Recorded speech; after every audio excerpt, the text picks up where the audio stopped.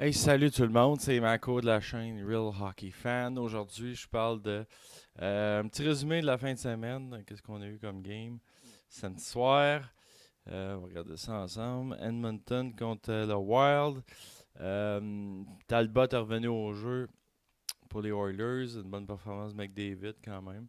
Puis, c'est ça, le Wild joue un petit peu moins bien par les temps qui courent. Les Oilers commencent à reprendre un peu le terrain perdu. Donc, grosse victoire pour Talbot en ce retour au jeu. Les Rangers ont battu les Bruins en prolongation 3-2. Les Rangers commencent à être constants. C'est une bonne nouvelle pour eux. Puis les Browns, une deuxième défaite en deux matchs. Mais bon, il y avait une bonne séquence. Donc, pas trop d'inquiétude là-dessus. Grosse performance de Carter Hutton pour les Blues. 2-0, 48 arrêts dans le match.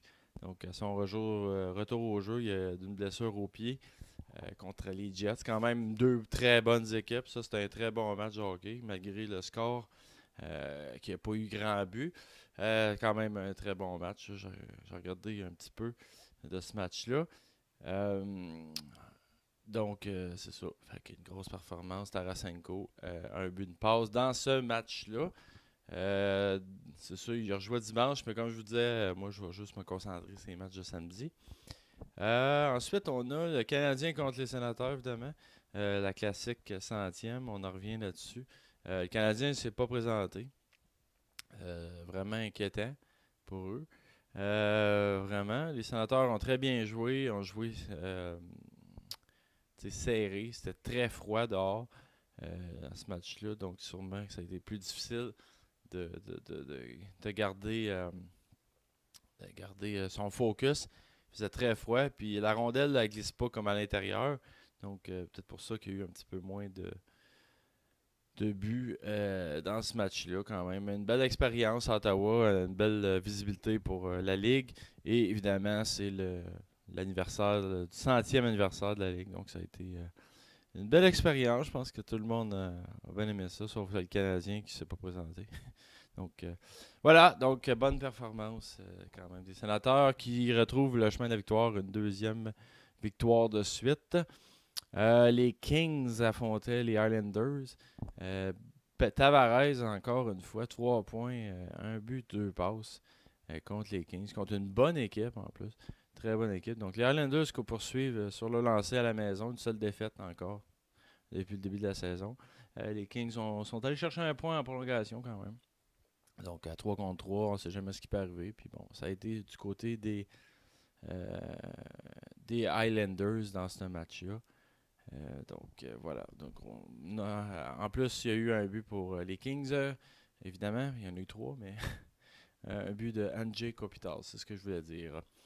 Les Flyers ont gagné 2-1 face aux Stars, un match assez moribond. Deux buts quand même pour Shane Gostisbehere, les deux seuls buts de son équipe. Les Stars, pas très forts sur la route, puis on l'a encore vu. Hier soir, à part de ça, qu'est-ce qu'on a? On a les Hurricanes qui sont sortis de leur séquence de défaites avec une victoire contre les Jackets quand même, une grosse victoire. Les Jackets qui étaient premiers ont perdu le premier rang de leur division au profit des Capitals, qu'on va en reparler plus tard. Les Capitals l'ont emporté. Euh, et voilà. Donc, grosse victoire. Bobrovski a quand même bien gardé les buts. Là. C'est pas une si mauvaise performance que ça pour lui. Je suis regardé vite fait là, combien, parce que j'ai pas pris ça en note évidemment. Euh, c'est Scott Darling qui a mérité la victoire. Puis c'est ça. Bobowski a fait quand même des bons arrêts. Là, ce match-là, je l'ai pas regardé. Là. Fait que c'est pour ça que j'étais un peu juste voir quand même une bonne performance des Ah, ouais, 24 arrêts. 22 arrêts, ben bon, du coup, c'est pas une grosse performance de Bobrovski. Mais je regarde les highlights, là, il a quand même fait des très beaux arrêts. C'est ça. Les Pingouins l'ont emporté 4-2 face aux pauvres et misérables Coyotes. Crosby a marqué dans un filet désert. Malkin a eu une passe. Castle a obtenu également une passe dans ce match-là. Et les Pingouins retrouvent le sentier de la victoire Les Capitals l'ont emporté 3-2 face aux Ducks. J'en parlais un peu plus tôt. Ovechkin encore un but. Backstrom, Kuznetsov. Encore les mêmes joueurs qui finissent par trouver le fond du filet. Les Capitals sont plus réguliers dernièrement. Remportent quelques matchs. Puis les Ducks ont de la misère à retrouver le chemin de la victoire. Mais quand même, 14 victoires, c'est pas si mal que ça. Match extrêmement offensif entre deux gardiens, deux des deuxièmes gardiens. Donc Peter Budaj contre Jonathan Bernier. Donc ça a fait que beaucoup de buts, mais ça s'est tout passé dans la deuxième moitié du match. Parce qu'après la moitié du match, c'est 0-0. C'est drôle à dire, mais dans un match de 11 buts. Mais oui, 0-0 après la moitié du match, il y a eu 11 buts en 30 minutes. 4 buts rapides du Lightning en 4 minutes.